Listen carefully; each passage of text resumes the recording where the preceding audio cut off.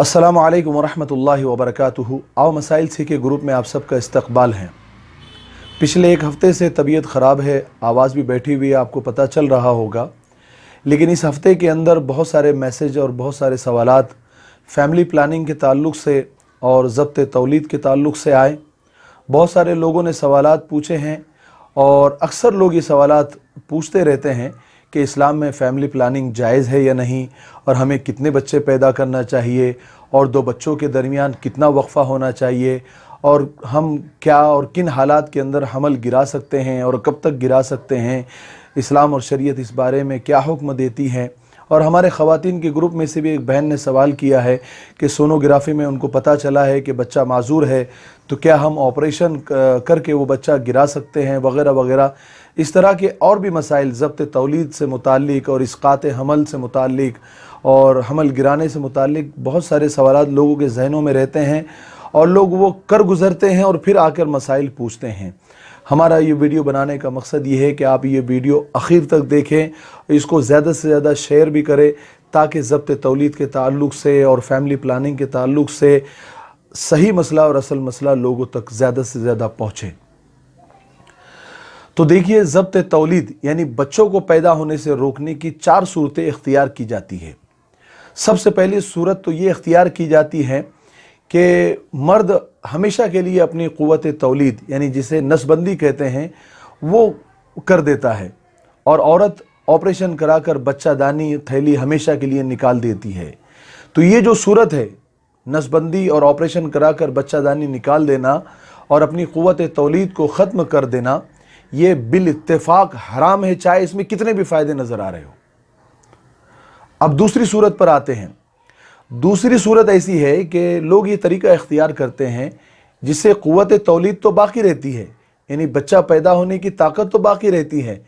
लेकिन हमल न ठहरने के लिए वो कुछ प्रिकॉशन लेते हैं, जैसे कंडोम लगाना जिससे मनी रहम में जाने से रुक जाती है, और दूसरा तरीका औरतें जो कॉपर्टी लगाती हैं जिससे मर्द की मनी रहम मादर में नहीं पहुंच पाती है और हमल नहीं ठहरता है, और एक तरीका अज़्ल का है, यानी अज़्ल यानी मनी निकलने से पहले मर्द अपना अज़्व मखसूस बाहर निकाल कर मनी को ज़ाय कर देता है। एक मसला मैं आपको यहाँ पर चलते चलते बता दूँ, याद आ गया तो, कि अज़्ल करना और कंडोम लगाना ये दोनों में औरत की इजाज़त ज़रूरी होती है, क्योंकि ये दोनों चीज़ें औरतों की जिस्मानी तस्कीन में रुकावट पैदा करती है, इसलिए ये दोनों काम औरत की इजाज़त से होने चाहिए। आइए मसले पर आते हैं।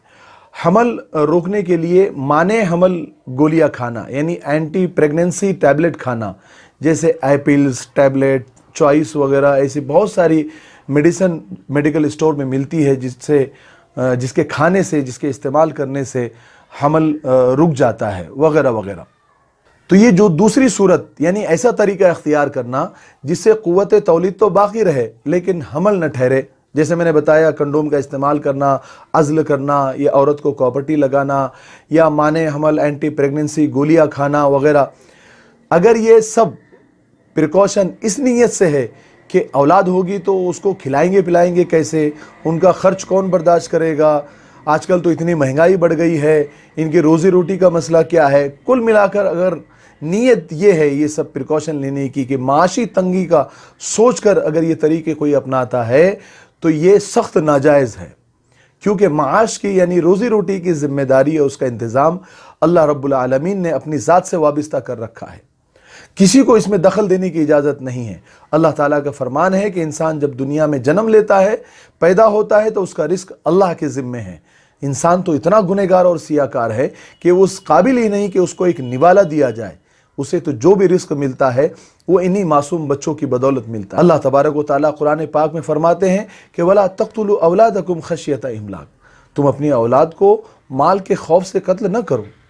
याद रखो, ये काम रिस्क और माशी तंगी को देखकर न करो, ये नाजायज़ है। ये जो प्रिकॉशन के तरीक़े हैं चंद मजबूरी में जायज़ है। जैसे कोई शख्स ये समझता है कि उसकी औरत यानी उसकी बीवी इतनी कमज़ोर हो चुकी है कि पहले से 1-2 बच्चे सीज़र वगैरह से हो चुके हैं, या फिर नॉर्मल भी अगर हुए हैं, लेकिन उसकी सेहत इतनी कमज़ोर हो चुकी है कि वो अगला हमल सह नहीं पाएगी, उसकी जान को भी ख़तरा हो सकता है, اور پھر ایسی حالت میں تھوڑے تھوڑے وقفے سے بچے پیدا ہوتے رہے تو بچہ اور زچہ دونوں کی صحت پر اور جو بچے پہلے سے پیدا ہو چکے ہیں ان کے اوپر بھی نگیٹو اور منفی اثرات پڑنے کا خطرہ ہو، تو ایسی حالت میں اور ایسی کنڈیشن میں اور ایسی سچویشن میں ہر مرد عورت کے لیے ضبط تولید یعنی پریکاشن لینا اور پریکاشن کے یہ طریقے اپنانا نہ صرف جائز ہے بلکہ بہتر ہے۔ بے شک اللہ کے رسول صلی اللہ علیہ وسلم کی حدیث مبارک ہے کہ بچے زیادہ پیدا کرو تاکہ میں دوسری امتوں کے مقابلے اپنی امت کی میجورٹی پر فخر کر سکوں۔ جو لوگ اس حدیث پر عمل کرنا چاہتے ہیں وہ ایک سے زائد بیویاں رکھیں اور زیادہ بچے پیدا کریں، لیکن کوئی اگر یہ سوچتا ہے کہ ایک بیوی سے میں اتنے ہی بچے پیدا کروں جتنے 4 بیوی سے بچے پیدا ہوتے ہیں تاکہ میں اس حدیث پر عمل کر سکوں، تو یہ بالکل غلط ہے۔ بیوی کی صحت کو مد نظر رکھتے ہوئے ہم بچوں کو پیدا کریں۔ اگر آپ نے بیوی کی صحت کا خیال نہیں رکھا اور جو بچے پیدا ہو گئے ہیں ان کی بھی صحت کا خیال نہیں رکھا اور آنے والے بچوں کی بھی صحت کو مد نظر نہیں رکھا، تو یہ دونوں یعنی بیوی اور ہونے والے بچے کے صحت کے ساتھ بھی کھلواڑ ہیں، اور جو بچے پیدا ہو گئے ہیں ان کے ساتھ بھی یہ حق تلفی ہے، ان کے بھی حقوق کو مارنا ہے۔ لوگ یہ نہیں سمجھتے کہ بچے کی پیدائش پر ماں کو جن تکلیفوں اور دشواریوں کا سامنا کرنا پڑتا ہے اس کا اندازہ وہ عورتیں ہی کر سکتی ہیں، وہ مائیں ہی کر سکتی ہیں جن پر وہ گزرتی ہے۔ گویا وہ مر کر دوبارہ زندہ ہوتی ہے، اور پیدا ہونے والے بچے کو 2 سال تک دودھ پلانا ماں کی ذمہ داری ہے، بچے کا حق بھی ہے۔ اس میں بے شمار جسمانی اور روحانی فوائد ہے۔ ماں کے دودھ کا بدل ہرگز کوئی نہیں ہے، اور جلدی بچے پیدا ہونے کے سبب ماں کی صحت بھی متاثر ہو سکتی ہے، اور جو بچہ پیدا ہو گیا ہے اس کی بھی شرعی حق اس کو نہیں ملتا، اور جو بچہ پیدا ہونے والا ہے اس کی بھی صحت کے ساتھ وہ مذاق ہوتا ہے، کھلواڑ ہوتا ہے۔ اسی لیے وقتی طور پر بچوں میں وقفہ کرنے کے لیے یہ پریکاشن کے طریقے وقتی طور پر ٹیمپرری طور پر اپنائے جا سکتے ہیں، بلکہ اپنانا چاہیے۔ لیکن ہاں، اگر بیوی کی صحت اچھی ہے اور بیوی مزید بچے پیدا کرنے کے لیے ذہنی اور جسمانی طور پر تیار ہے اور بچوں کی تعلیم و تربیت بھی اچھے سے ہو سکتی ہے، اور اللہ تبارک و تعالیٰ نے اتنی طاقت اور قوت دونوں میاں بیوی میں دی ہے، تو یہ پریکاشن لینا پھر جائز نہیں ہوگا۔ اب آتے ہیں دوسری وجہ جس سے یہ پریکاشن لینا جائز ہوتا ہے کہ پہلا بچہ ابھی دودھ پیتا ہو اور دوسرا حمل ٹھہر جانے کی وجہ سے دودھ ختم ہو جانے کا یا دودھ خراب ہو جانے کا یا دودھ خشک ہو جانے کا اندیشہ ہو، جس سے پہلے دودھ پیتے بچے کی صحت پر اثر پڑ سکتا ہے، یا حمل ہو جانے کی وجہ سے ماں کی دماغی یا جسمانی زندگی کے لیے خطرناک ہو سکتا ہے یہ حمل، تو وقتی طور پر ٹیمپرری طور پر یہ طریقے استعمال کرنے کی اجازت ہے۔ ہاں، مستقبل میں یہ عذر ختم ہو جائے اور عورت صحت مند ہو جائے، بچے تھوڑے سے بڑے ہو جائیں اور عورت حمل سہنے کی طاقت میں اور پوزیشن میں اگر ہو جائے تو پھر یہ طریقے اپنانا ناجائز ہو جائیں گے۔ اب آگے کا مسئلہ اور ہے کہ پریکاشن تو نہیں لیا تھا، اب حمل ٹھہر گیا، تو اب کس جائز اور شرعی مجبوری اور معذوری کی وجہ سے حمل گرانا جائز ہوگا؟ تو ایسی 3 وجہ ہے جس سے حمل 4 مہینے کے اندر یعنی 120 دن کے اندر حمل گرانا جائز ہوگا۔ سب سے پہلی وجہ یہ ہے کہ 2 ماہر مسلم ڈاکٹر، ایماندار ڈاکٹر عورت کا معائنہ کر کے یہ بتا دے کہ اگر حمل باقی رہا تو عورت کی جان کو خطرہ ہو سکتا ہے، یا اس کا باڈی کا کوئی پارٹ شل ہو سکتا ہے، ضائع ہو سکتا ہے، تو 120 دن کے اندر یعنی 4 مہینے کے اندر حمل کو گرانا جائز ہے، اس کی گنجائش ہے۔ اور دوسری وجہ،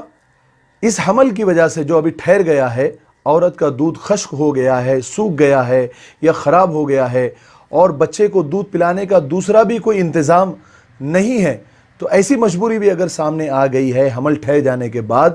تو 120 دن کے اندر حمل گرانا جائز ہوگا، اس کی اجازت ہے۔ تیسری وجہ،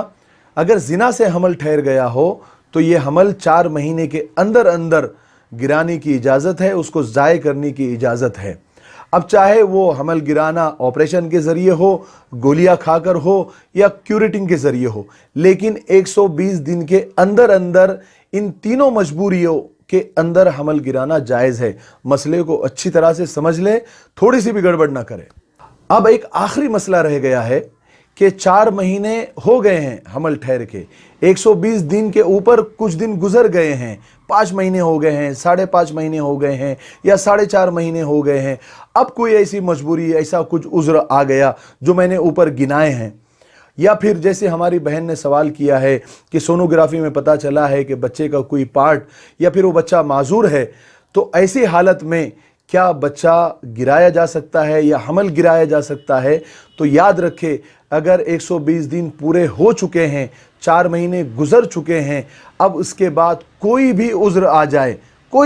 जाए, हरगिज़ हमल गिराने की इजाज़त नहीं होगी, हराम होगा, क्योंकि इसके बाद बच्चे में जान पड़ जाती है। 4 महीने के बाद यानी 120 दिन के बाद बच्चे में जान पड़ जाती है, उसके आज़ा बनने शुरू हो जाते हैं और वो नफ्स मोहतरम के हुक्म में हो जाता है, जिसको बाकी रखना, उसकी हिफाजत करना फ़र्ज़ है, जैसा कि ज़िंदा आदमी की हिफाजत करना फ़र्ज़ है। उम्मीद है कि आपको ये सारे मसाइल समझ आ गए होंगे। अल्लाह तबारक व तआला हमें अमल करने की तौफीक नसीब फरमाए। जितना ज़्यादा से ज़्यादा हो सके इस वीडियो को आगे शेयर करें, क्योंकि ये बड़ा संगीन मसला है, लोगों को इसके मसाइल मालूम नहीं होते हैं ज़ब्त तौलीद के ताल्लुक से। तो ये आप जितना वीडियो ज़्यादा से ज़्यादा शेयर करेंगे, ये मसाइल लोगों तक ज़्यादा से ज़्यादा पहुँचेंगे और वो शरीयत के पाबंद बनेंगे और आपको भी इसका सवाब मिलेगा। अल्लाह तबारक व तआला हमें अमल की तौफीक नसीब फरमाए। अस्सलामु अलैकुम व रहमतुल्लाहि व बरकातुहू।